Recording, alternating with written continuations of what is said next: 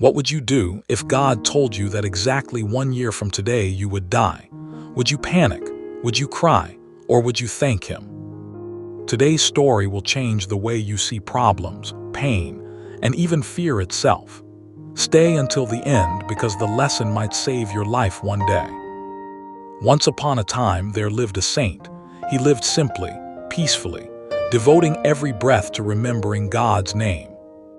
One evening, as he sat in meditation, a divine voice echoed from the sky. "O saint, exactly 1 year from today, your neck will be cut by a sword." Anyone else would tremble. But the saint's eyes filled with grateful tears.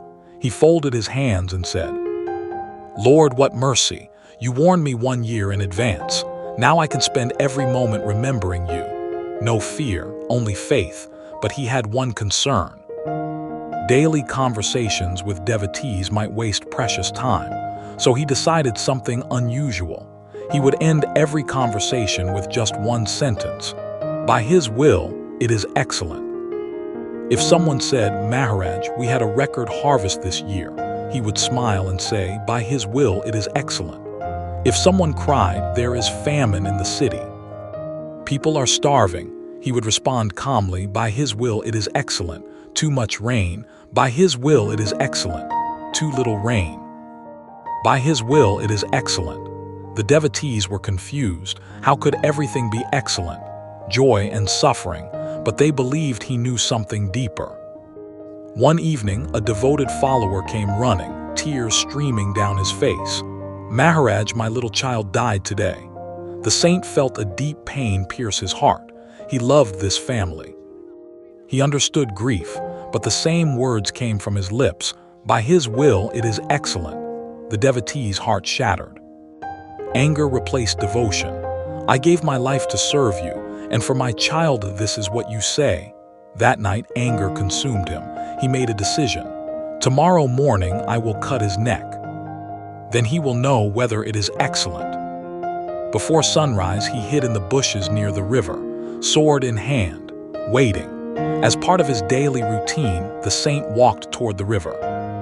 Suddenly, a sharp nail pierced straight through his foot. Blood flowed. He cried out in pain.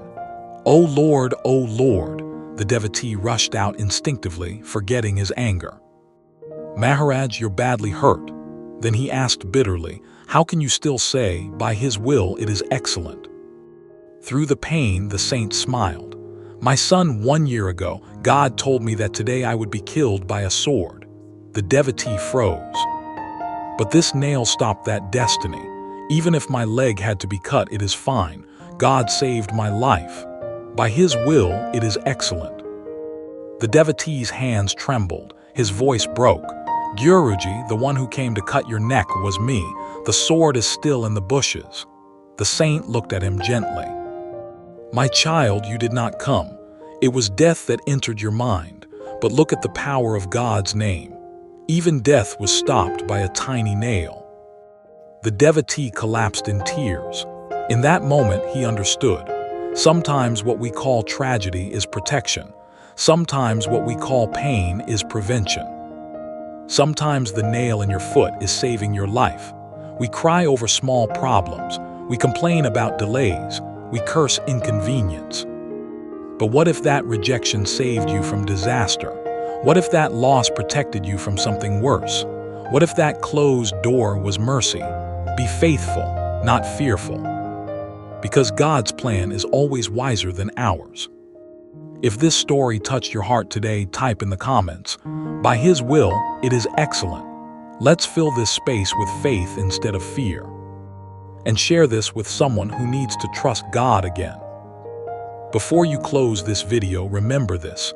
The problem you're complaining about today might be the very thing saving your life tomorrow. Trust the delay. Trust the pain. Trust the process. Be faithful, not fearful, because even a tiny nail can stop a sword. See you in the next video.